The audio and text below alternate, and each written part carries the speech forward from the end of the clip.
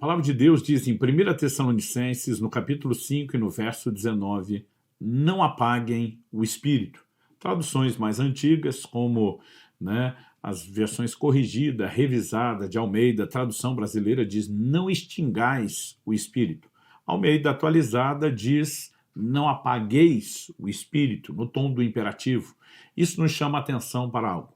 Na aula passada, falamos sobre a pessoa do Espírito Santo, falamos tanto sobre a sua divindade, como também sua personalidade, e também terminei falando que, além, né, dos seus atributos como pessoa, vontade, emoções, mente e pensamento, nós temos ações pessoais que envolvem também o relacionamento com o homem.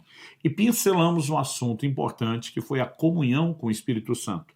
Assunto que retomaremos e desenvolveremos um pouco melhor na próxima aula com o tema O Selo do Espírito. Agora, porém, eu quero trazer uma fundamentação que vai se tornar aí uma espécie de ponte entre o assunto que já introduzimos sobre a comunhão com o Espírito Santo e aquilo que ainda virá relacionando, né, a ênfase já dada da comunhão com aquilo que a Bíblia ensina sobre o selo do Espírito Santo. Nesse interim, eu preciso estabelecer uma fundamentação bíblica de que o Espírito Santo não age sozinho. Essa é a razão pela qual o nome dessa aula é a interação com o Espírito Santo. E estamos partindo dessa declaração, não apaguem o Espírito. Obviamente, o texto não está falando de algo que extinguiria a pessoa do Espírito Santo, a sua existência, porque o Deus eterno, sem começo nem fim de dias, não pode deixar de existir. Então, nós precisamos entender que a analogia empregada por Paulo,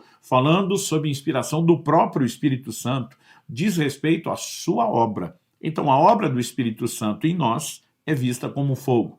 Esse fogo pode ser alimentado quando nós colocamos combustível, ou ele pode deixar de ser alimentado quando não fornecemos o combustível. E deixar de ser alimentado pode levar, né, a se extinguir no sentido de que sua obra se interrompa.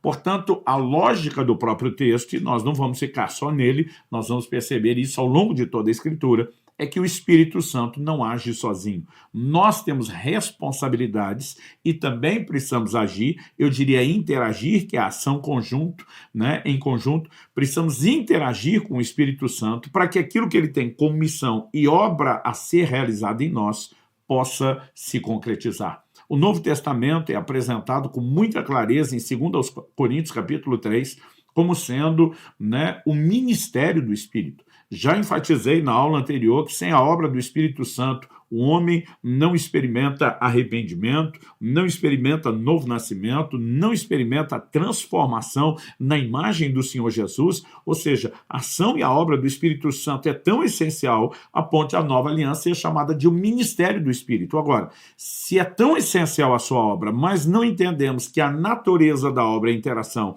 e que isso coloca sobre nós responsabilidades, então estaremos limitando o seu agir sem sequer compreender, né, que o limitamos e qual era a importância de não ter limitado. Então, por conta disso, eu quero começar destacando, em primeiro lugar, o conceito de que o Espírito Santo não age sozinho.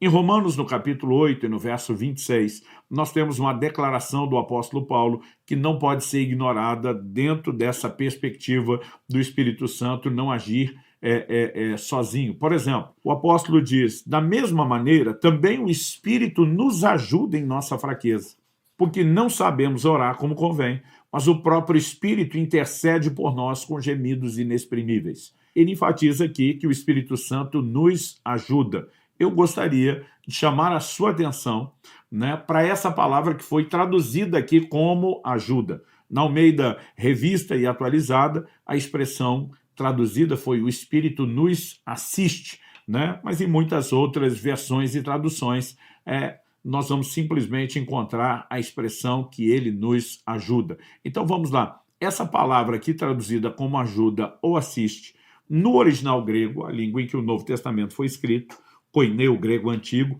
né, é um palavrão no sentido de ser grande. A palavra, de acordo com o léxico de Strong, é sunantilambanomai, né? O seu significado direto é trabalhar junto com.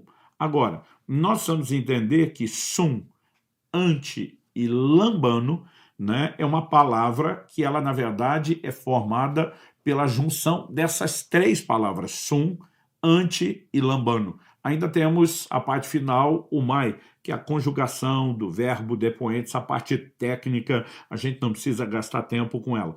De qualquer forma, o que nós precisamos entender é que a composição dessas palavras sum, ante e lambano significa literalmente pegar firme contra alguma coisa. Ante, a gente conhece bem a influência dessa palavra nas línguas latinas, significa contra. Então, sum, ante e lambano significa pegar firme contra alguma coisa juntamente com alguém. Então, vamos sugerir que eu peço ajuda a alguém para carregar um móvel que é pesado e que eu não possa fazer sozinho. Porque a palavra ajuda, ela pode simplesmente só, de acordo com a língua portuguesa, ela pode entrar em contextos diferentes. Então eu posso estar tarefado, fazendo um monte de coisa e pedir para alguém, olha, me ajude com isso. E aquele me ajude é meio que um ato de substituição. Faz você porque eu não posso fazer? Ou pode ser um convite para um trabalho conjunto. Essa palavra que Paulo está usando, ela admite trabalho conjunto, significa pegar a outra ponta do peso. Então vamos supor que eu tenho que carregar uma mesa, um piano, algo que é pesado. E eu peço a alguém, fulano, me ajude. Esse me ajude é, eu pego de um lado, você pega do outro. Então essa pessoa está pegando firme comigo contra alguma coisa, contra aquele peso que tem que ser vencido, né? A necessidade de mover aquele móvel. Ou seja, a natureza dessa palavra traduzida ajuda, ela admite trabalho conjunto. Significa um pegando de um lado, o outro pegando do outro. Ou seja, ajuda não é o Espírito Santo nos substituindo, fazendo em nosso lugar. E nós também não podemos fazer sem ele por conta da nossa condição de fraqueza. Isso nos remete ao entendimento do que o Espírito Santo não age sozinho. De um lado, né, também nós não podemos fazer nada sozinhos. Aliás, Jesus diz em João 15:5 que até para ser crente, até para viver a vida cristã, até para dar fruto, a gente precisa dele. Ele diz, sem mim nada podeis fazer. Então, nós precisamos entender a natureza dessa interação. Ele pegando de um lado, a gente cooperando do outro. Então, por exemplo, olhamos declarações que a palavra de Deus faz e elas não podem ser ignoradas. Em João, no capítulo 16, nos versículos 7 e 8, palavras do Senhor Jesus, ele diz o seguinte, mas eu lhes digo a verdade, é melhor para vocês que eu vá, porque se eu não for, o Consolador não virá para vocês. Mas se eu for, o enviarei a vocês. Quando ele vier, convencerá o mundo do pecado, da justiça e do juízo. Quem convence do pecado? Né? A Bíblia está dizendo que é o Espírito Santo.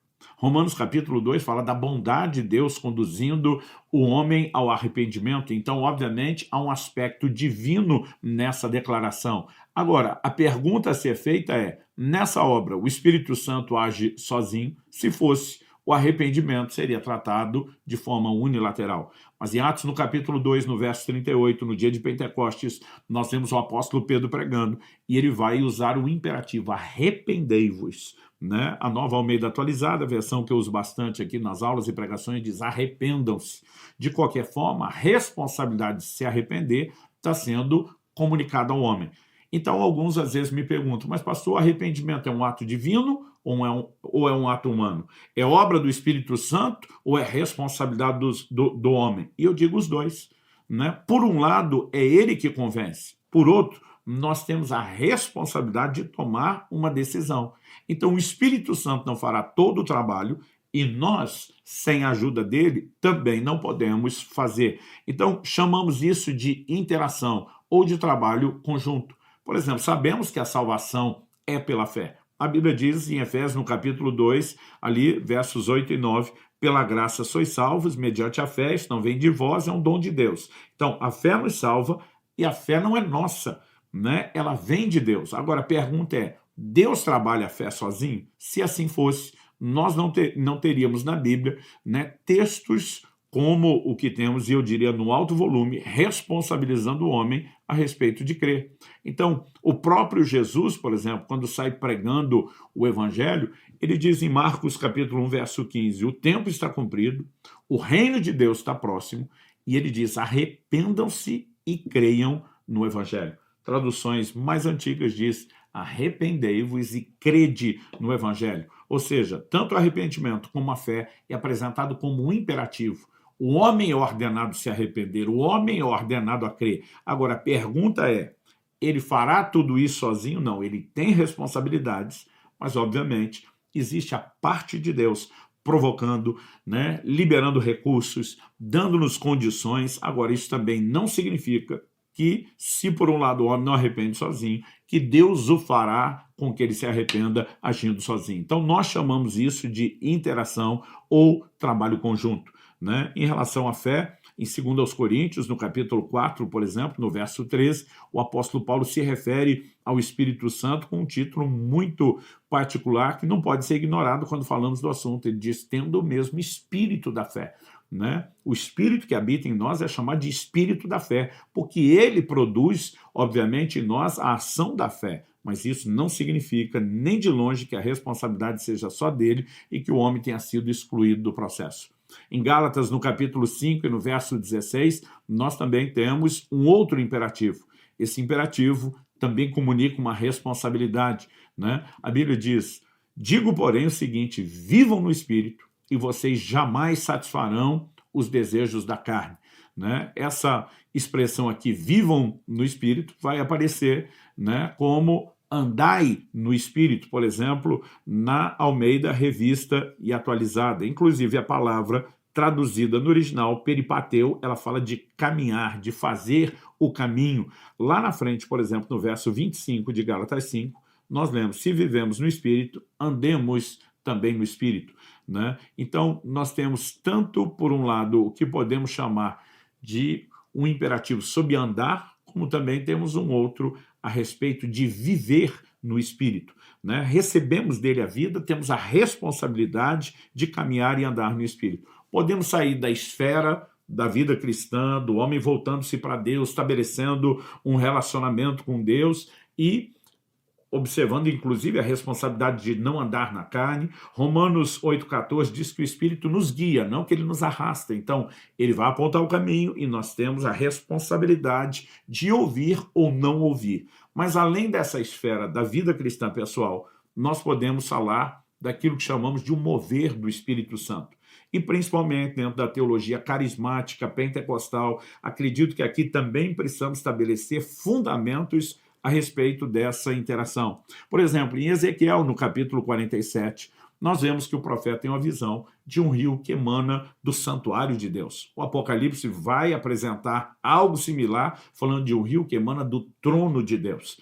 Né? O livro dos Salmos, por exemplo, nos faz uma declaração de que é um rio cujas correntes alegram a cidade de Deus. E percebemos a obra que esse rio faz é atribuída ao próprio Deus. Ela produz resultados que só Deus pode fazer. Então, na visão de Ezequiel, lá no capítulo 47, a Bíblia diz, por onde esse rio passa, tudo volta a viver. Ele fala de vida, inclusive no Mar Morto, né? Coisa que não seria possível quando falamos apenas de águas naturais. Então, nós precisamos entender que era uma figura da obra do Espírito. Agora, sabe o que é interessante?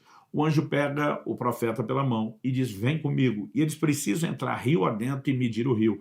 Isso precisa mudar a nossa mentalidade. Tem muito crente que passa a vida inteira olhando para o rio, esperando o dia que vai ter uma enchente espiritual, que o rio vai invadir, né, inundar a vida dele, e não é assim que acontece. Nós é que somos chamados para entrar no rio. Não é o rio que entra na nossa vida. Né? Não estou falando agora da pessoa do Espírito Santo que veio habitar em nós. Estou falando da obra, da ação, do mover do Espírito Santo. E nós precisamos entender que isso se estende a várias áreas. Por exemplo, no dia de Pentecoste, Atos capítulo 2, verso 4, nos apresenta com toda a clareza o resultado daquele derramar e do enchimento do Espírito Santo. A Bíblia diz assim, todos ficaram cheios do Espírito Santo e começaram a falar em outras línguas, segundo o Espírito concedia que falasse.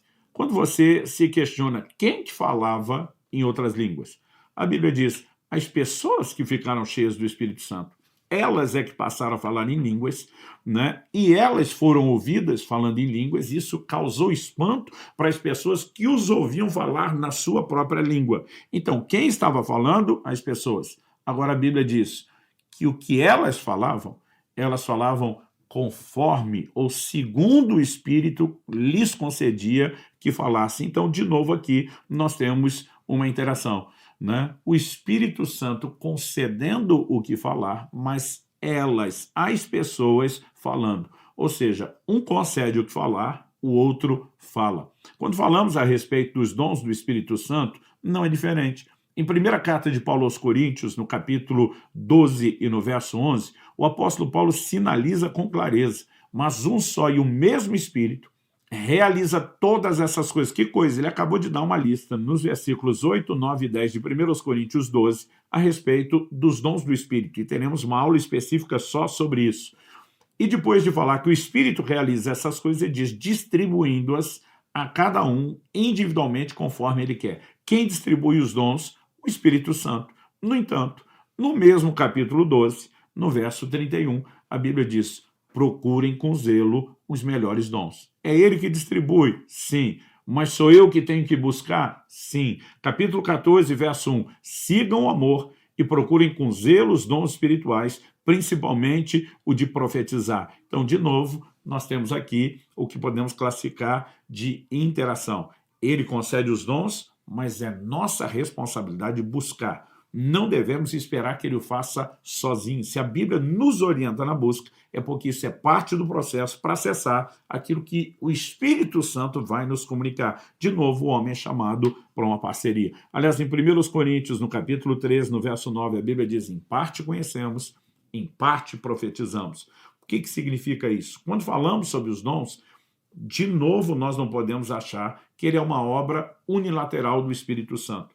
Em 1 Timóteo, no capítulo 4, no verso 14, o apóstolo Paulo diz, não seja negligente para com o dom que você recebeu, o qual lhe foi dado mediante profecia, com imposição de mãos do presbitério. Quando Paulo diz, não seja negligente com o dom, a palavra dom, ela que é carisma, a mesma de 1 Coríntios 12. Como ele recebeu? Ele diz, você recebeu esse dom mediante profecia, mediante imposição de mãos do presbitério. Então ele está falando de uma transferência de dons, como diz Romanos capítulo 1, verso 11, Paulo diz sobre comunicar algum dom. Em 2 Timóteo, no capítulo 1, no verso 7, ele também vai falar de um outro dom, carisma, que foi dado pela imposição das suas mãos, dele, o apóstolo Paulo, e aqui ele está dizendo, você não pode ser negligente. Significa que, embora o dom seja do Espírito Santo, é ele que inspira, é ele que nos move, nós podemos ser negligentes e não fazer a nossa parte, porque há uma parceria entre a inspiração que vem do Espírito Santo e o nível de resposta que o ser humano deveria dar.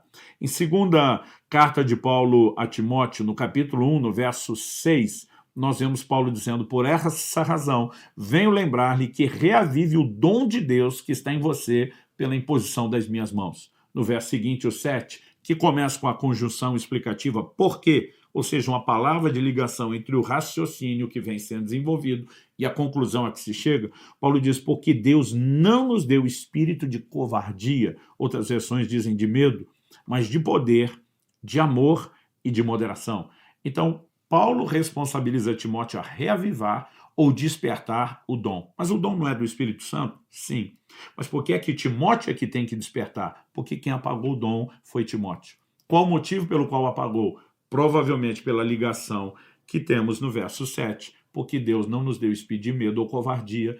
Timóteo estava acovardado, um pouco assustado, amedrontado sobre a sua parte de interagir com o Espírito Santo, não, obviamente, em relação à parte do Espírito Santo, mas sobre a parte que lhe cabe. Ou seja, não podemos falar a respeito dos dons espirituais, do mover do Espírito Santo, né? Não podemos falar sobre nenhuma dessas áreas, excluindo a ideia e o conceito de interação. E tem muito, mas muito crente por aí que não tem buscado uma relação mais profunda com o Espírito Santo e, no entanto, acaba ainda ficando frustrado porque está esperando que ele faça tudo e, evidentemente, ele não vai fazer tudo. Então, precisamos entender, seja no aspecto do relacionamento pessoal com Deus ou do mover do Espírito, a interação é inegociável, é fundamento bíblico e doutrinário inquestionável. Em terceiro e último lugar, eu quero falar de reações limitadoras, né? Reações limitadoras à obra do Espírito Santo.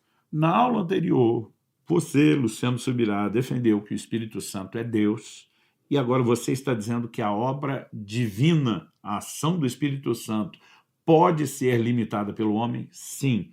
Quando entendemos que o Deus soberano decidiu, em sua própria soberania, trazer o homem para um relacionamento de interação, ele deu sim ao homem o direito de escolher poder interagir corretamente, experimentar a plenitude do que ele disponibiliza, ou não interagir corretamente e, dessa forma, não poder experimentar a plenitude do que Deus faz.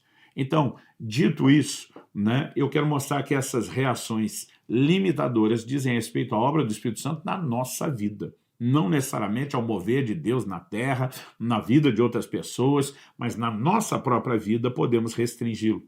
E a primeira afirmação, ela começa fundamentada na pregação de Estevão, em Atos, no capítulo 7, no verso 51.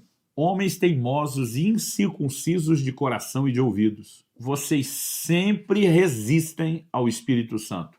Vocês fazem exatamente o mesmo que fizeram seus pais. Então vamos lá, vocês sempre resistem. Não está falando de uma situação única, pontual, nem caráter de exceção. Está falando de um estilo de vida recorrente, de atitudes repetitivas. Vocês sempre fazem, e não apenas eles. Ele diz, vocês fazem exatamente o mesmo que fizeram seus pais. Agora a pergunta é, se o Espírito Santo não pudesse ser resistido, como alguém o resistiria? Obviamente, nós estamos falando de resistir toda a sua obra, todo o seu trabalho, mas num nível pessoal, indiscutivelmente sim, ele pode ser resistido. Outra atitude, né, que é uma reação limitadora da nossa parte, Efésios capítulo 4, verso 30, diz, e não entristeçam o Espírito Santo de Deus, no qual vocês foram selados para o dia da redenção.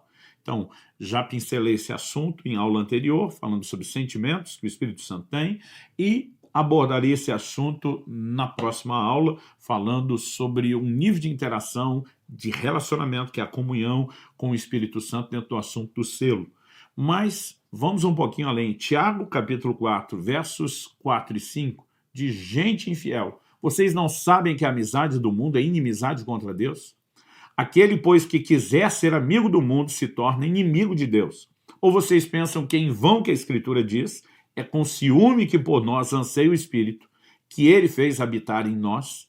Então, essa expressão, gente infiel, outras traduções infiéis, né, ela também é traduzida em outras versões como adúlteros, adúlteros e adúlteras, às vezes no masculino e no feminino, porque a palavra utilizada no original grego é moichos e ela fala especificamente de gente que adultera, ou seja, não é um nível qualquer de infidelidade. Ele vai falar sobre a amizade do mundo ser inimizade contra Deus e que quem se torna amigo do mundo se torna inimigo de Deus. Mas, ao mesmo tempo, a Escritura apresenta o relacionamento entre Cristo e a igreja como sendo do noivo e da noiva. E o papel e a missão do Espírito Santo é fomentar o relacionamento do noivo com a noiva. Mas o mundo de quem a Bíblia está falando de uma aproximação e amizade aqui é apresentado como sendo uma terceira ponta que compõe um triângulo amoroso. E qualquer aproximação do mundo a que ele compõe o triângulo amoroso se torna um distanciamento do noivo e gera no Espírito Santo ciúmes. É isso que a Bíblia está dizendo, né? A palavra traduzida ciúmes fala de um zelo que ele tem, mas é a maneira que precisamos, obviamente, compreender. Ou seja, se a aproximação do mundo que incomoda o Espírito Santo é tratada como inimizade contra Deus, distanciamento dele, obviamente que a nossa atitude de amizade para com o mundo, gerando ciúme no Espírito Santo, o está entristecendo, o está afastando, ou, como eu disse lá no início, pode ser parte de um processo de apagar a sua obra em nós. Não podemos, sob hipótese nenhuma, ignorar o volume de textos que vão falando de reações que limitam a obra do Espírito Santo em nós, né? Aliás, a Bíblia fala que o Espírito Santo pode, inclusive, ser ultrajado. Quando falamos a respeito de ultraje, estamos falando de um profundo nível de ofensa. Em Hebreus, no capítulo 10, né, nós lemos a Bíblia falando no verso 29.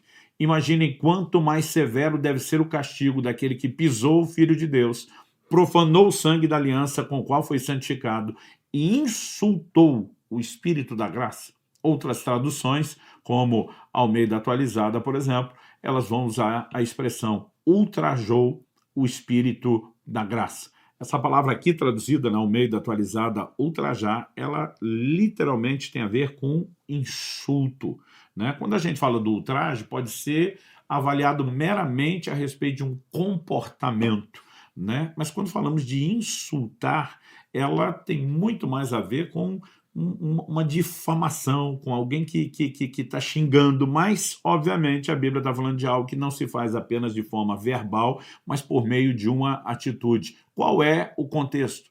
Né? Se nós olhamos os versículos anteriores, né, o 26 diz, se continuarmos a pecar de propósito, outra tradução diz deliberadamente, porque se continuar...